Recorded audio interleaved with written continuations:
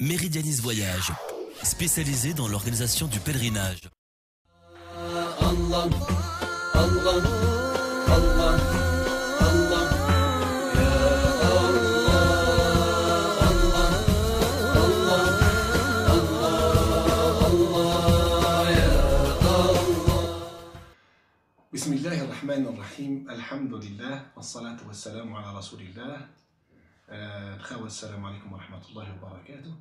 Inch'Allah, nous enchaînons nos doros que nous avons commencé, Inch'Allah, avec vous. Et aujourd'hui, Inch'Allah, nous allons faire ou aborder, si vous voulez dire, Asma Allah al-Husna, yani les noms d'Allah subhanahu wa ta'ala, les sifat et les attributs. Et avant cela, nous avons évoqué ensemble dans les épisodes précédents Tawhid al-Uluhiyya ou Tawhid al-Rububiyya, c'est-à-dire l'unicité de la divinité et l'unicité de la seigneurie.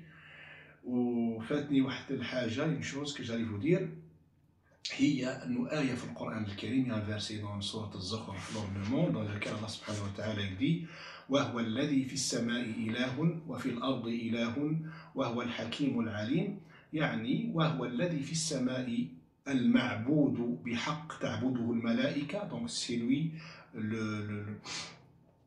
le Dieu que les anges adorent dans les cieux et que les humains sur terre ainsi que les djinns et les animaux et les autres créatures sur terre. Donc وهو الذي في السماء إله وفي الأرض إله يعني celui que l'on adore dans les cieux et sur terre.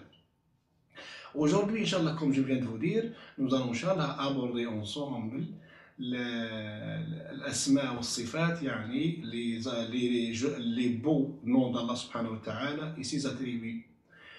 في زمن النبي à l'époque des prophètes, une fois le prophète sallallahu alayhi wa sallam في Mecca à la Mecque, il levait la main à côté de la Kaaba, il implorait Allah en disant Ya Allah, Ya Rahman.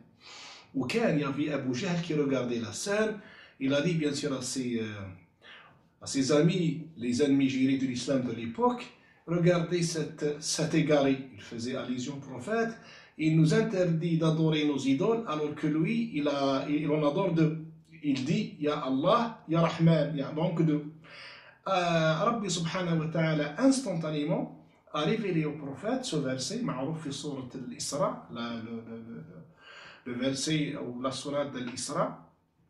Elle a une autre appellation, c'est sorte Bani Israël, les fils d'Israël, dont on a parlé autrefois. قال ربي سبحانه وتعالى dans cette sourate Rabbi a dit وقل ادعوا الله أو ادعوا الرحمن أيما تدعوا فله الأسماء الحسنى. Dis, ô messager d'Allah, invoquez, dis-leur que vous invoquiez Allah ou que vous invoquiez Ar-Rahman, yani le très miséricordieux, on va se contenter de l'appellation arabe Ar-Rahman, qui que vous invoquez, c'est Allah subhanahu wa ta'ala. Yani aujourd'hui, si le musulman dit Ya Allah, ou Ya Rahman, ou Ya Rahim, ou Ya Ghafour, ou Ya Sami', s'il invoque Allah subhanahu wa ta'ala. Seulement, il est préférable, voire il est obligatoire, il est nécessaire que les musulmans sachent le sens de ses attributs et le sens des noms d'Allah subhanahu wa ta'ala.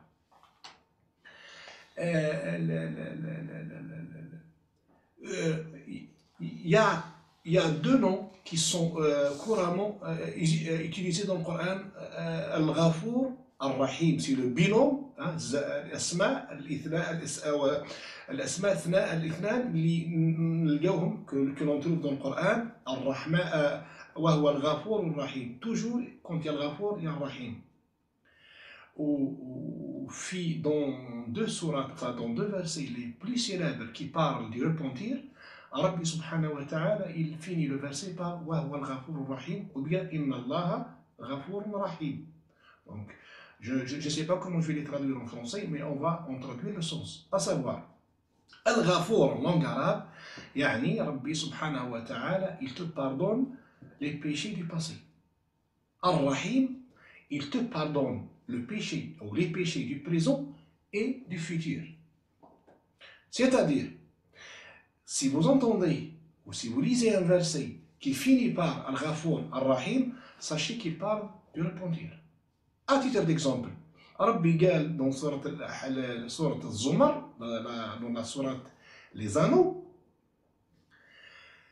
قل يا عبادي الذين أسرفوا على أنفسهم لا تقنطوا من رحمة الله إن الله يغفر الذنوب جميعا إنه هو الغفور الرحيم. Donc, vous voyez, vous venez d'entendre إنه هو الغفور الرحيم, selon la traduction du sens, dit ô vous mes serviteurs qui avez ou bien qui ont fait des péchés à l'excès, ne désespérez pas de la miséricorde d'Allah, car Allah pardonne, absout tous les péchés, car il est le Ghafour ar-Rahim. Pour un jeune qui vit en France, pour tout musulman si vous voulez dire, qui a fait des grands péchés, ou qui durant une vingtaine d'années n'a pas cessé de faire que les péchés. Il n'a pas fait de Ramadan, jamais. Il n'a pas fait de prière, jamais.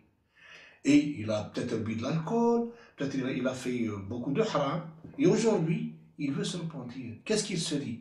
Oh, c'est impossible. Moi, je vais me repentir. Je ne suis même pas sûr de moi-même si demain je ferai tel ou tel péché. Je ne suis pas sûr de moi-même. Rabbi subhanahu wa ta'ala, pour le calmer et pour l'encourager, pour le motiver à se repentir, il lui dit: je suis Rabbi, je suis Ghafour Rahim. C'est-à-dire que je te pardonne non seulement les péchés du passé, et je te pardonne également ceux du présent et peut-être ceux que tu vas commettre le futur. C'est ça Al-Ghafour Ar-Rahim. Maintenant, Ar-Rahman, par exemple, à titre d'exemple, c'est le pronom, si vous voulez dire le joli nom le plus célèbre dans tout le Coran. D'ailleurs, il y a 114 Bismillah ar-Rahman ar-Rahim. Toute sourate commence par Bismillah ar-Rahman ar-Rahim. C'est le seul prénom que les Arabes n'aiment pas. De l'époque, bien sûr, les Arabes, mais quoi, mais païens. Pourquoi? Parce que Ar-Rahman, ça rappelle beaucoup de choses. Ça rappelle la résurrection, et ça rappelle le grand jugement, et ça rappelle le paradis, et ça rappelle l'enfer. C'est la raison pour laquelle, d'ailleurs, il y a une sourate qui s'appelle Rahman. Il y a une sourate que nous connaissons tous et toutes, اسمها Ar-Rahman allama al-Qur'an jusqu'à la fin. هذا الصورة ولا le nom Ar-Rahman, le nom ou le joli nom ou l'attribut d'Allah subhanahu wa ta'ala, peu importe les appellations, signifie que c'est Allah qui t'a créé, c'est Allah qui t'a guidé, c'est Allah qui va te faire mourir, c'est Allah qui va te donner la vie, la résurrection, c'est-à-dire c'est Allah qui va te juger, c'est Allah qui va soit t'introduire au paradis ou t'introduire en enfer. Les Arabes n'aiment pas ça. Et c'est la raison pour laquelle et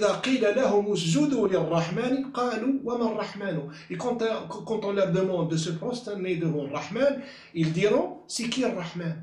Parce qu'ils n'aiment pas, qu'on leur rappelle la mort, la résurrection, le jugement et l'enfer. Ils n'aiment pas ça, les Arabes. Et c'est la raison pour laquelle, et donc, par conséquent, ils n'aiment pas Ar-Rahman. Donc, nous allons, Inch'Allah, se contenter de quelques attributs ou de quelques noms d'Allah subhanahu wa ta'ala, et je vais souligner ou je vais mettre l'accent sur Al-Ghafour Ar-Rahim. Al-Ghafour Ar-Rahim, pour faire un petit récapitulatif, Al-Ghafour, c'est-à-dire, il pardonne les péchés du passé. Ar-Rahim, il pardonne les péchés du présent et du futur. Ça veut dire qu'un musulman aujourd'hui, un jeune c'est tout de France, ça le motive, ça le pousse à se repentir. Il y a un autre verset très célèbre, plein d'espérance. D'ailleurs, l'imam Ali ibn Abi Talib et Abdullah ibn Abbas, ils ont dit, les deux sourates, ou les deux versets, le premier que je viens de citer et le suivant que je vais réciter, sont pleins d'espérance. À savoir, وآخرون اعترفوا بذنوبهم خلطوا عملا صالحا وآخر سيئا عسى الله أن يتوب عليهم إن الله غفور رحيم. Ce verset, il relate un événement qui a marqué la vie du prophète, qui a marqué la vie des compagnons. Il y avait des hypocrites à l'époque qui mélangeaient, avant de se repentir sincèrement, ils cachaient un peu d'hypocrisie. Donc ils mélangeaient les bonnes œuvres et parfois ils ils essayent d'être de bons musulmans, parfois ils cachent l'hypocrisie, mais à la fin ils ont reconnu avoir été hypocrites. Donc Allah il dit et parmi eux, parmi les compagnons, parmi les musulmans, il y a ceux qui ont reconnu avoir mélangé, avoir mêlé des bonnes actions à d'autres. C'est quoi les bonnes actions? C'est la prière, c'est le ramadan. Les mauvaises actions, c'est l'hypocrisie.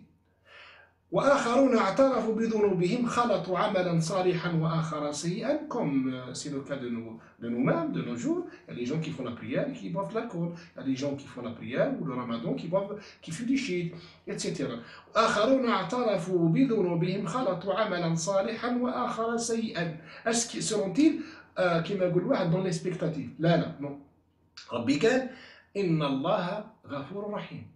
Donc Allah, وآخرون اعترفوا بذنوبهم خلطوا عملا صالحا وآخر سيئا عسى الله أن يتوب عليهم إن الله غفور رحيم. Et le verbe asa, parce que les gens ils le traduisent très très mal. Dans les traductions que j'ai lues toutes, ils disent il se peut qu'Allah leur fasse miséricorde, ou bien il se peut qu'Allah les pardonne.